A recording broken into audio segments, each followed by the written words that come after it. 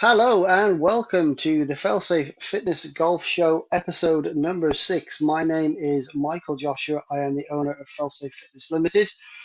I help all manner of people around the world, predominantly in the UK, to improve their golf games. So, fitness, nutrition, exercise, mobility, improving their course management, short game, long game, and their approach play. This is a podcast that's run for the last 12 months as the Failsafe Fitness Show. Now it's the Failsafe Fitness Golf Show. We are all in on your golf, health, fitness, and ability. So, welcome to the show. If you listen to the other episodes, you'll know what goes on. So, we do a little bit of a promotion of what we're up to, what I've been up to, what the company's up to. We're going to talk about what's coming up next for the PGA Tour, the LPGA, the LET, the DP World, and Live. We'll go through a fitness portion of the show. We'll also talk about 3 news stories that have caught my eye over the last week. And of course, we'll do a tip of the show as well. And it's been a fun week. I mean, weather in the UK has been very volatile, so it's been beautiful and nice and calm, and then it's absolutely hammered it down. And unfortunately, the golf course that I coach at isn't open yet. But I am still coaching, so if anybody does want to come and join me, I'm doing simulator-based training and some short game. So bunker play and approach play from inside 30 yards onto our final green. So if you still want some coaching, that is still available. 3 for 2 all the way through February. So £20 an hour, £40 for 3 hours. You can split that any way you like. You can have 3 1-hour lessons. You can have 2 90-minute sessions, or we can go all in and get you all sorted in a 3-hour session. The choice is yours. So 3 for 2 is available for the rest of February and will be disappearing come the 1st of March. Max purchase of 3 of those, so you can get 9 hours of golf coaching and performance coaching for the price of 6. And like I say, it's been an interesting week. I've had a few clients this week come back to me. Been struggling a little bit over the winter. They've been struggling with the tee. Distance is a problem, especially here in the UK. Temperatures have been hovering around single figures and even minus figures at some occasions. There's a viral video doing the rounds on social media, Instagram in particular, where someone's hit I think it's a 7-iron into a par 3, and the ball's bounced off a basically frozen green 30 feet in the air and disappeared somewhere into the woods. And that's kind of the conditions we get to play here on Mod Island in the UK. So, yeah, people coming to me struggling. I'm struggling with my wedges. I'm struggling with my short game. I'm struggling to stop the ball. I'm struggling to get the ball there. They're all the same, but your game through the winter needs to be different to what it is through the summer.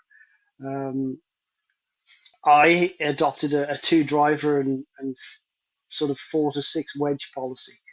So my wedges in the winter are a little bit more bounce to help me get through the mud and the sludge.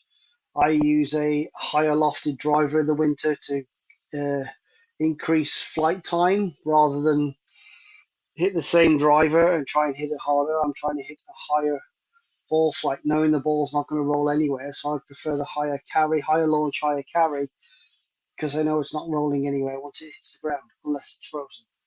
So yeah, that's the way I tend to do things. But it's been a good week. I think clients are very happy. I'm very happy with what they're doing. They're very happy with what I'm doing.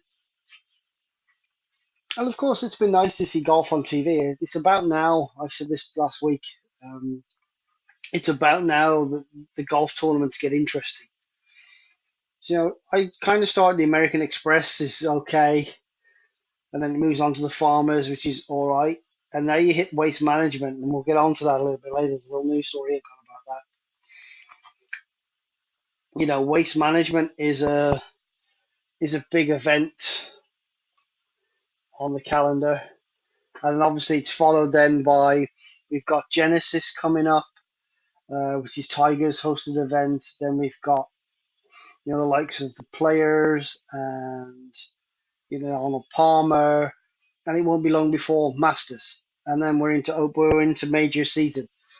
And I think there's a bit of a like Masters and there's a couple of other events, and then like the PGA turns up,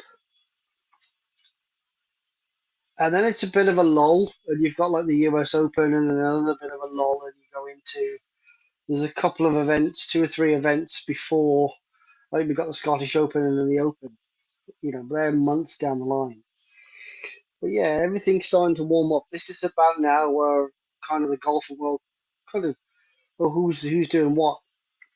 And last year it was John Ram was, I think he won, was it 3 out of 5 or 4 out of 5 tournaments or something stupid at the start of the year. And Scotty Scheffler won 3 out of 5 tournaments. And, those two were ding donging over. And now we've lost Ram. We've lost Hatton, which is a shame because John Ram, for me, obviously being Europe, he was a big stalwart of the European side that won the Ryder Cup. And him going to live, that hurt. And I think Rory's opinion, well, that's it. We're not going to win. And I got to agree with him. I don't think we have some talented guys in Europe, but we don't have a John Ram replacement.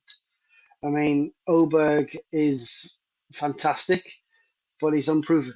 Ram's been around 7, 8, 9, in almost a decade in the sport, if you take his college into account, and he's grown and grown and grown.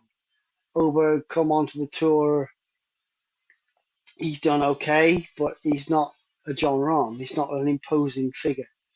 Um, so yeah, it's going to be it's fun over the next couple of months. Is really people start to take interest, and obviously all the new equipment that come out as well. People are asking me, am I going to do any reviews? Am I going to do this? I'm going to go and hit a couple of drivers. I'm going to go and hit a couple of sets of irons, but this isn't really a show about club reviews. I'll do a little bit of information and stuff and this and that and the other and what my opinions on it, but not really a review show, unfortunately. Right, let's crack into it, shall we? So this coming week, the PGA goes back to Riviera. The Genesis Open, obviously Tiger Woods' accident a couple of years ago, and I believe Tiger is obviously still the host and is going to be playing this week. Um, he wanted to do one a month. It's now February. He didn't do December or January, so maybe we'll get him see him a couple of times before the Masters. Maybe this one and maybe the Arnold Palmer or something, or the Players before we go to the Masters. Would be nice to see Tiger play, but I'm of the opinion I've skipped his entire career. I stopped watching golf really in '99, so knew of him, but didn't really. And then it was in 2019, so it was 20 years I was away from the sport. Know of him, but his records are absolutely insane. Uh, so yeah, it's PGA Tour go to Genesis. We'll see how he's playing. We'll see what's going on. No tips this week. I'm not going to do that. My tips were awful for last week. LPGA Tour. They're not officially on the LPGA Tour this week. They've got the Honda Classic, I think, on the 22nd of February. The Ladies European Tour, they're actually in Riyadh for the Saudi International. So a lot of the LPGA players will be going to the LET event, the Aramco event at Saudi in Riyadh. Lydia Ko is defending champion. There's a $5 million purse. So a lot of the big players are going to be in Saudi on the ladies tours this week. DP World Tour, they're somewhere nice and hot as well. They're in Kenya, in Nairobi for the Kenyan Open. And no Liv, obviously Liv's had a couple of back-to-back weeks. Um, John Ram still without a win, which is pretty interesting. Um, but yeah, Liv's next event is the March first to the third in Saudi. So, the tour goes home, shall we say. That's where they're going to be next week.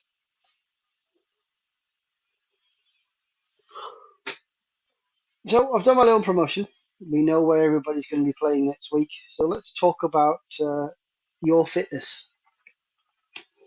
Now, I'm a man who, over the pandemic, has put 2.5, 3 stone on. I ballooned from about 100 kilo, which because I was an Olympic lifter, went from about 100 kilo all the way up to 120. I've managed to drop um, sort of 11 kilo of that. I want to drop another 11 or 12 this year. I want to get back down to sub 100, if not even sub 95 kilo this year. So I'm in the gym, and the one thing that has made a big difference to me is deadlifts. Whenever I've lifted heavy or I've lifted multiple, reps, I find deadlifts help burn fat, they help build some muscle, and they've certainly helped with my golf game. They help me produce some more leg force to help me turn a little bit harder, a little bit faster, and obviously giving me that stable base with some nice chunky legs and a good strong core to help me rotate through the ball. So here's a little tip. If you're going to do deadlifts, there are many ways to do them, but I'm talking specifically about barbell deadlifts this week. So you've got a barbell in front of you. What I want you to do is that first week, I want you to go and set yourself 8-minute time limit, and at least every 90 seconds, make an attempt at whatever weight. So if you get to the end of that 9 minutes, 8 or 9 minutes, and you still feel like you can lift more, put something on that as a very last attempt. So figure out your one rep max in that 9 minutes, and then go back to it. Give it a couple of 3 days rest, and then go into your workout. And what I want you to do is this: if you're using barbell deadlifts, I've never really been a high reps kind of a guy because of the weightlifting. It was a one rep max. You've got to pick up you've got to clean and jerk, you've got to snatch. You're picking up something that's a barbell that's heavy. So what I've said is take your one rep max. We're going to say, for instance, it's 100 kilos. So you take your 100 kilo, you're going to take 10% off that, which gives you 90%, 90 kilo even. So 100 kilo is your one rep max. That's your absolute limit. You can't pick any more up. Take 10% off, which is 90%. And we're going to class that 90 kilo, at 90% of your one rep max, as your one rep max. That 90% is now your one rep max. And if you're going to do, like me, you're going to try and build some strength to build a bigger base and try and build a core, build some strong muscle, not fast muscle. 5 by 5, and I want you to go 70% of that 90%. So 90 kilo, you're going to go, so that's 90 kilo is your one rep max. You're going to go 70% of that, which is 63 kilos.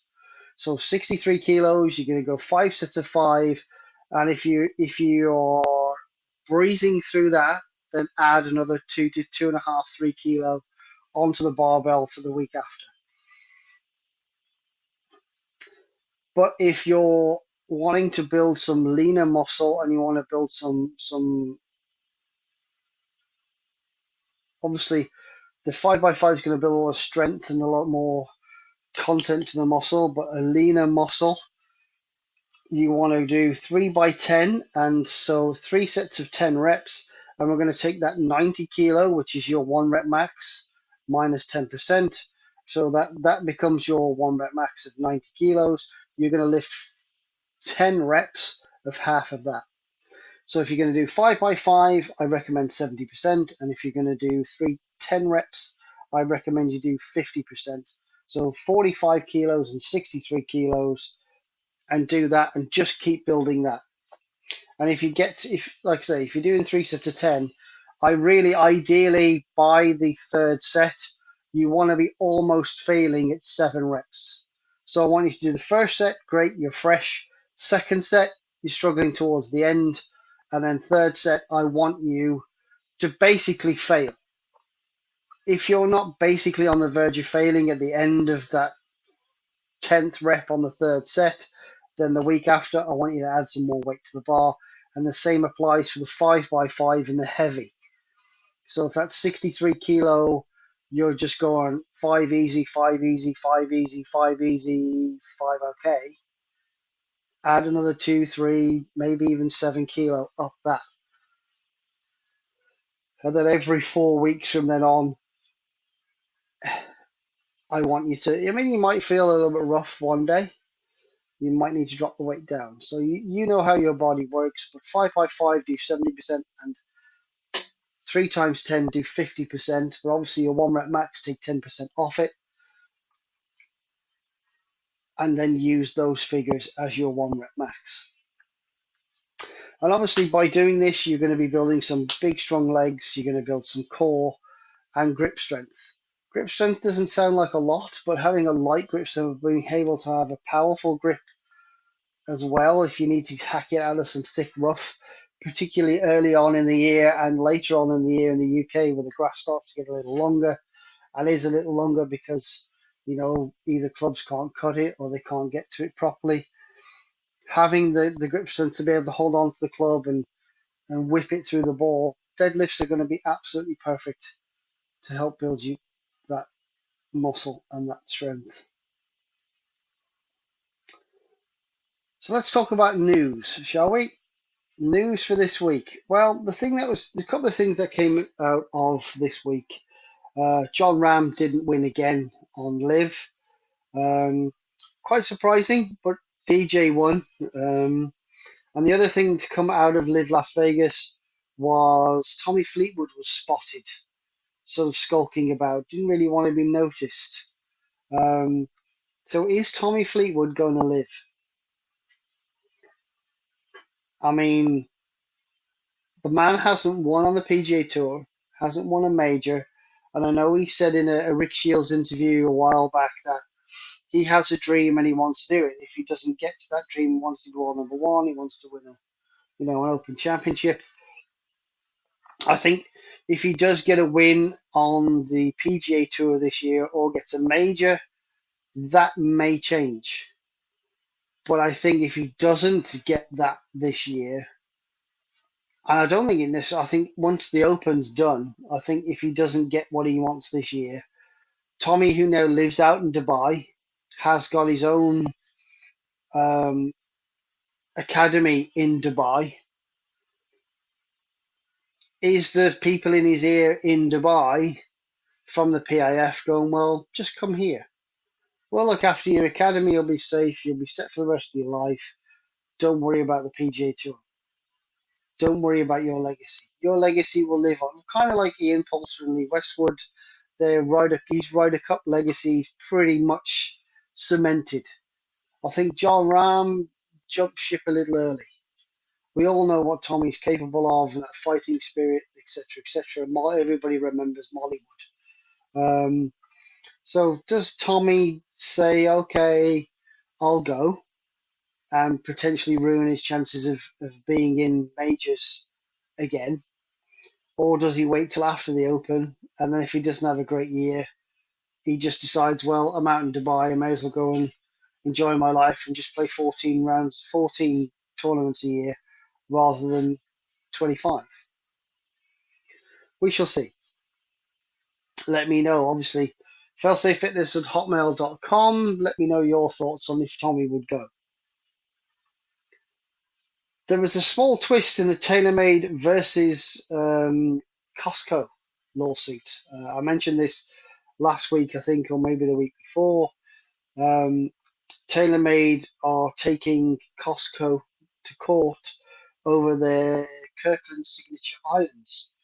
TaylorMade are saying they look too much like their TaylorMade P790s, that the insert inside behind the face is far too similar, blah, blah, blah, blah, blah. And my response to this last week was, after seeing My Golf Spy, thank you, My Golf Spy, you're a great source of news and interest to my life and to this show. But They cut a 7 iron of a TaylorMade P790 and the Kirkland signature iron in half. And if I'm anyone with eyes, I would go, well, those irons are very different. The TaylorMade has a very thin face. The urethane insert is very nice, very well shapen. They have a speed pocket that runs along the sole. The Kirkland signature, you can go and take a look at this yourself. Just search My Golf Spy. You'll find on their Instagram page or whatever about, or search for TaylorMade casing iron being cut in half. And the Kirkland signature iron has got a really thick face. It's got, I'd say, a chunk of, whether that be TPU or whatever it may be, in behind the face. But their lofts are very different. The face is very different. They don't have a speed pocket. It's a very different iron, in my opinion. Just looking at it visually, it's a very different iron. It might be along the same lines of design philosophies. Um, and apparently these irons are designed, the guy that's done them came from Callaway. So, whatever. But TaylorMade said it's infringing on some patents that they've got. But some interesting news that I found out, again, from Tony Covey from My Golf Spy, a No Putts Given podcast, actually mentioned this, and I couldn't recall it, but I did check it out. And when the TaylorMade P790 came out, which is what this lawsuit is based around, a company sued TaylorMade, and that company was PXG. So PXG actually took TaylorMade to court, saying that their P790, the original design of those irons, looked far too similar to theirs, and that was settled out of court. Now, from what they said and what I can probably deduce, is that PXG went, okay, so we're going to borrow a little bit from here with the speed pocket, and you can borrow the thermoplastic behind the face. A little bit of giving, a little bit of taking, out of court, everybody's happy, life moves on. And as I said, I think TaylorMade are only going after Costco because they can see bricks and mortar stores, not just in America, but around the world. Whereas my defense for Costco would be go on to any Wish. Again, I mentioned this last week. James Robinson on YouTube bought a fake set of TaylorMade P770s from Wish.com. And those P770s had fake AD shafts in, and they were awful. They were meant to be like stiff or extra stiff. The shafts were whippier than a dog's lead. They were clearly fake. And if I was Kirkland, I'd just go and buy a set of P770s or P790s from Wish and Alibaba and wherever. Temu, they're on Temu. Because I've looked. Go and buy them from there, take them into court, enter them as evidence, and say, so you're going to stop us from making an iron that looks nothing like yours, but you're allowing the sale of these clubs on these 3 sites without recourse. Let us know what you think. Do you think TaylorMade have a case? Because from what I can see, I don't think they do. I think it's going to get thrown out, or it's certainly going to be a case of Costco do what I've just said and go, well, you're only chasing us because of this. You were chased because of that. All irons are very similar, but you can see clearly from the small investigation that this one website has done, these irons are very, very different. Again, let us know what you think. failsafefitness@hotmail.com. And the final news story for this week. Interesting. Obviously, Waste Management, as I said, is one of my favorite tournaments to watch. It's a very interesting golf course.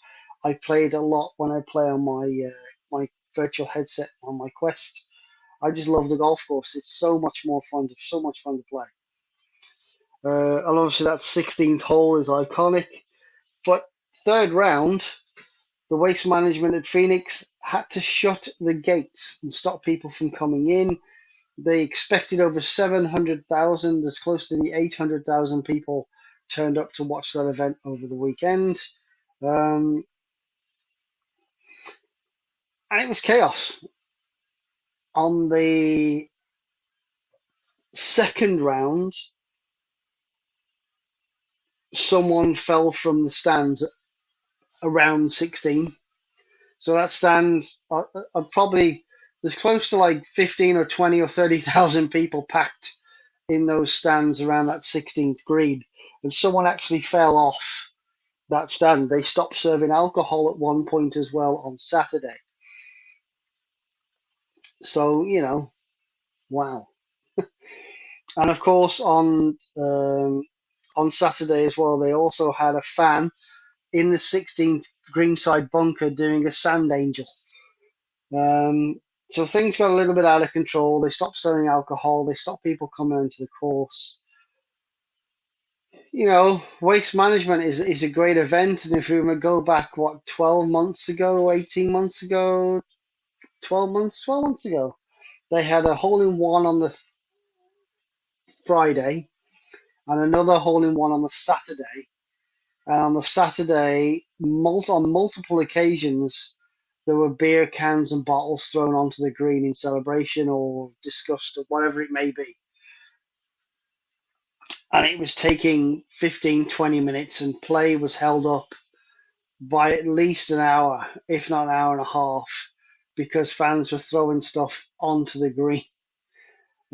Which they've said, look, don't do that again, or we'll throw you out, which is fair enough. But sometimes these little party holes get out of hand, and they've just got to rein it in. And some people just don't have the mentality of, well, I don't care.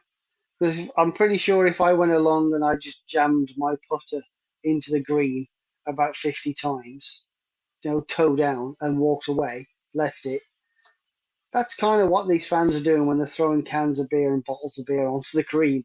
They're ruining that for the players, and the players that are coming in or in a chance for the tournament, they're just making their lives harder. They're not making it better, they're just making it harder. So, what are your opinions on that? Do you think Waste Management did the right thing? Do they think they need to scale back that 16th tee um, and stop people from getting there? Because people queue from 1 a.m. to get in at 5:30 a.m. And it's a lot of like, from what I can gather, it's a lot of like sororities and stuff like that. Or they send their juniors out to go and get seats on this stand, and then they'll swap over halfway, or when the others get there, they'll swap out where they're sitting. It's interesting. Like I say, I love the tournament. It's where I start watching golf. But do they need to just manage themselves a little bit better at the waste management? I think they do. Okay, then we're almost up to time. Like I say, each week I'll give you some interesting stories. I want to give you where they're going to be playing, and obviously my fitness tip. This is the last bit. I'm going to mumble on a little bit now. So for those of you who've been waiting for the golf tip, it's all about course management this week. Um, I've been asked this quite a bit, and going back to the start of the show, I mentioned that I run it's a two driver and two wedge system, two different sets of wedges. So in the winter, I like a driver with a bit more loft, gets a bit more height, so obviously it launches higher into denser air, but will carry a little bit farther. In the summer, I like a lower ball flight, a little bit more piecing, so when it lands, it's going to bound on. We all want that. But it won't bound on here in Mud Island in the UK, because it's just going to be, from about the end of October till the beginning of March. It's just like it's like being in a rainforest. Um, so that's the driver's side. That's the bigger top end of the bag. On the bottom end of the bag, I tend to have a couple of wedges that are in winter. I have two wedges that have got a lot more bounce. So I have like a 10-degree 52 wedge and a 14-degree 56-degree wedge. So it's a lot of bounce to get me out in the mud, etc., etc. So I tend to use the 52 out of bunkers too, because it's a little bit sharper leading edge, with the bunkers being wet, and obviously with the sand and the chipping round greens and stuff like that. 56 is quite helpful if you're in a bit of a nasty lie. That extra bounce helps you. You can use that bounce to get under the ball and get the ball in the air. And then when you come to summer, I still, that 52 is in the bag but not used as much. And then I go to a like 8 degree bounce, 58 degree, or I've got a 9 degree bounce, 60 degree wedge. So those are the two setups that I have, depending on how I'm playing and what I'm playing and where I'm playing. I have those, so a little bit less bounce in the summer because obviously the hard pan, you're not going to be able to get the bounce under the ball.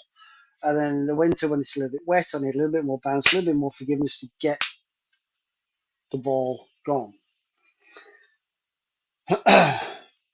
But obviously, course management isn't just about the clubs in your bag. And I've spoken to a couple of clients over the recent weeks and talking about knowing your distances. So obviously, I like to test. I will do all my testing beginning of March. I won't really start playing until March at all. Um, so March, I will be looking at distances. I'll be looking at, you know, driver down to gap wedge. That's what I'll be doing, is driver down to gap wedge, and I'll be looking at total distance average, and I'll also be looking at carry distance average. And some people have said, well, I know it goes, I've got a 5 yard, 6 yard difference in carry in total distance. I said, well, that's good. You know that. I said, well, how far does it carry? And that's what they've got to go and work on now. Because, for instance, if I hit a 9 iron, I know I hit a 9 iron about 130. So 9 iron goes about 130 total. But it carries 122, 122 to 125, depending on conditions. So if I've got a shot that's, 100, I've got to carry, there's a bunker at 120. I'm thinking if I slightly mishit that, it's a little bit short, it's in the bunker. So if I hit it pure, I'm going to carry that. But if I don't, I might be at risk of putting myself in that bunker. So I will just hit a 8 iron. It'll be a chippy 8 iron, like 3/4 8 iron that goes 145 normally. This 8 iron is going to go, I'm just going to do a little 3/4 8 iron that's going to fly. Make sure it flies 130. So I'm taking 50, I'm going down the grip, short stance. That's 10 to 15 yards, 10 yards off. 3/4 swing takes another 5 yards off. So for 145, I'm now flying this 8 iron 130. And this is where the difference between that single figured player who knows how far they can carry and how much their yardage varies, and picking a club for that shot rather than just going, I'm going to hit 9 iron and put it in the bunker because you haven't quite hit it. Knowing your distance, I mean, to know your distance, getting yourself something like a shot scope, which I love. I've got two shot scopes now. I've got the watch and I've got the little clip-on tab. And they're fantastic things to have in your bag. They will record your scores, your distances. There's a little bit of fiddling. I think since they updated it with version 3, the app got a little bit daft in terms of being able to use it. Adjusting shots became a bit of a pain. But if you stick with it, it's not every shot you're having to adjust. But you can just, stick with it. It'll tell you your playing average, your average drive, your playing average drive, and your longest drive, and longest with each and every club that you've got to tag in. And after 5, 10 rounds, you'll know exactly how far everything's going, what you're using them for, and when you use them. And it's a great thing to have. It's another thing to have in your course management and your arsenal. But like I say, knowing your distance with a rangefinder is all well and good and working that out. But if you've just used a dozen golf balls to play the last 6 rounds, you've got a load of stats, and then you switch from a Pro V1 to a TaylorMade Distance Plus. Two very different golf balls. The spin profile, a three-piece urethane covered golf ball to a two-piece Sterling covered golf ball. You need to pick your equipment now. And this is why I say to a lot of people, sort of January to March, this is the point where new equipment comes out. You might buy a new driver, you might buy new irons, you might buy new wedges, you might even buy a new putter. And the ball that you're currently using, that you're happy with, or the ball that you tested those clubs and those irons with, those wedges with, is the ball you need to continue to use. If the mother-in-law bought you three dozen Pro V1s 2 years ago or 3 years ago, those balls are a very different golf ball to what they are now. Getting hold of that type of golf ball is going to be very difficult. So be staying up to date with your golf ball and making sure you have enough of those golf balls coming in, or a stock of those golf balls, which is going to be a problem for 5 years' time, because in 5 years' time, all the golf ball rules will change. But if you're a person that loses a lot of golf balls, picking something like a TaylorMade Distance or a Titleist True Feel at 20, 25 quid a box is going to be a better option than spending 50 and 60 pound a box. But make sure that that's the only ball in your bag and they're all bought at the same time, the same model, same brand. Because if you hit a Pro V1, oh, this driver's not performing now. I was getting 250 yards in the bay. I was getting 250 yards last week, and I don't understand it. It's because the TaylorMade golf ball is very compressing. It's compressing too much compared to the Pro V1. It's spinning really high, and it's not giving you the rebound factor. It's compressing too much. It's squishing, and it's basically dead in the air. Whereas the Pro V1 was compressing enough and giving you more rebound off the face, and was hotter, more ball speed, more distance. Whereas this TaylorMade ball is getting squished at 70 compression, for instance, compared to the Pro V1's 90 compression. You're really squishing that golf ball. And it's like, like throwing a balloon. Instead of throwing a hard football, you're throwing a balloon. And the difference is they're very different constructions. They're not going to be, and they're going to be different. So you need to bear that in mind in terms of your course management. So we've talked about knowing your distances in terms of total distance and carry. We've talked about keeping the same golf ball and not changing it. If you use the X ball when you tested it, that's the ball you need to use for the rest of the year to keep those numbers up.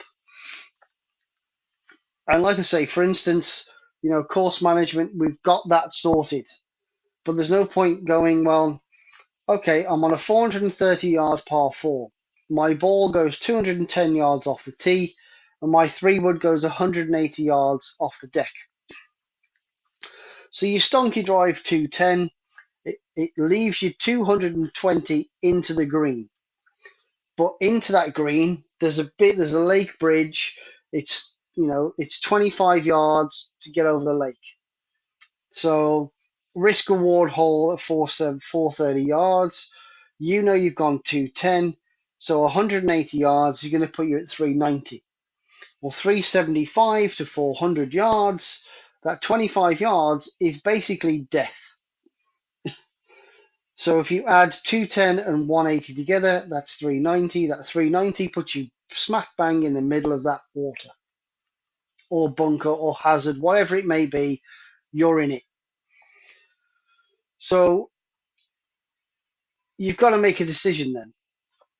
And that decision is, do I hit a soft 3-wood? Because, the soft 3-wood might end up in a chunk. Or if you do pure that 3-wood, it's in the rubbish. But you've got a 5-iron that goes 160 yards. And that's the option you should take. So you've hit 210 off the tee, you've got 220 in. It's it's 190 yards to hit the front of the green. But in between the front of that green and 375 yards, there's a hazard or bunker or whatever it may be in the way. You can't hit your 3-wood. You can't hit it soft. You probably can't hit it 180 anyway. You know it goes 180 off the deck, but you can't hit that because it's going to be in the rubbish. So then you ideally want to be as close as you can to that hazard without being in it. So your next club down is a 5-iron. That 5-iron goes 160. So 160 plus 210 is 370. It's highly unlikely you're going to absolutely pure it. You just want to hit a smooth 5-iron, get it close to that hazard, and that leaves you a 60-yard chip. A 30 to 40, 30 to 60-yard chip to get it to the middle of the green or front of the green. So that's what I mean. Course management isn't just about knowing your distances. It's about knowing the course that you're playing. And something like Swing U is a fantastic tool. You can just look on for free. You can go and pick a golf course and go and look at it from whatever tees. You can go, okay, and you can draw a little line and know that off the tee, the bunker's 210 that crosses the fairway. So you might want to hit a 3-wood 180, leaves you 125 in. Or if you're a big hitter, you might even be able to go for the green or get it up close to the bunkers near to the green. So you need to make smart decisions. Don't just think about, oh, I hit it 210. That's 180. I can squeeze 190 out of it. You can't, no. Because then you take that 190, you hit the 3-wood, you put it in the water. That's, you're now playing 4 as a drop. It's a par 4. You've still got 60 yards. At best, you're going to get that up and down for a bogey. And at worst, you're going to get it on the green in 3-putt. And it's going to be a 7. Maybe even an 8. But where you can take your driver, 5-iron, wedge it onto the green, and 2-putt for a bogey, you've taken the worst out of it. You know you can't reach. And being realistic, I think a lot of people I've seen, especially over the last early in this year, is they're unrealistic with how far they hit the ball, how far they think they hit their irons, how consistently they hit their irons. They hit a 5-iron 210 once, and now 210 stock yardage. No. I'll tell you a little story before I go. I was in Skegness. There's a North Shore hotel and golf course. They have a hole. It's a par 4. The hill is horrendous. It's James Braid. It's straight uphill. You can hit a drive at the hill, but it'll roll 30 yards down it. It's a 375-yard par 4. To carry the apex of the hill, it is actually 270 yards. It's on. There's a tier, and then the lip, and then it rolls down to the green. I hit my driver. I clipped the branch of a tree, and it ended up going. I think it went about 110, 115 yards, something stupid like that. So I still had 220 to go. I've absolutely ripped a 7-iron to the top of I was just trying to get it to the top of the hill or somewhere close. It's actually gone straight over the hill, and it's actually gone through the back of the green. I hit that 7-iron 230 yards. But in reality, the ball's only really gone about 155. Because you take the hill out of it, it's 155 yards. But you've got to go uphill to come downhill. But do I class my 7-iron as 210 yards? No, but some people do. So be realistic, people. Course management is a massive thing. You need to know your total distance, your carry distance, and you also need to know distances to hazards. And being realistic with, I can drive it 250 when really it's 210. My 3-wood goes 200 when it's really 180. So hitting driver 3-wood with a 25-yard hazard or lake in front of a green, you're just going to stick it straight in there. Be realistic. That's the best tip I can be. Be absolutely brutally honest with yourself, or at least have a playing partner that will talk you out of stuff when you're being stupid. If you've had a good round, or even if you're having a bad round, you need to have someone there to go, just put that away. And you need to have the common sense to go, I can't hit this shot. Hitting a worldie, hitting a 3-wood 200 yards once every 15 shots isn't your stock yardage. And that's pretty much it. Thank you for listening to this show. Take some of that course management advice on board. What do you think of Tommy Fleetwood potentially going to live? What do you think about the PXG information and the TaylorMade versus Costco case? Do you think Waste Management needs to just calm down the 16th green and take away some of those 300 boxes around that green? Let me know. failsafefitness@hotmail.com. If you do want any fitness, nutrition, or golf performance lessons, 3 for 2, £20 an hour, £40 for 3, maximum of 3 purchased at any one time, and you have a 90-day use rate. Thank you very much for listening. Hope you've had a good listen. Like, subscribe, and share with your friends, and I'll see you all again soon. Have a good week. Bye bye.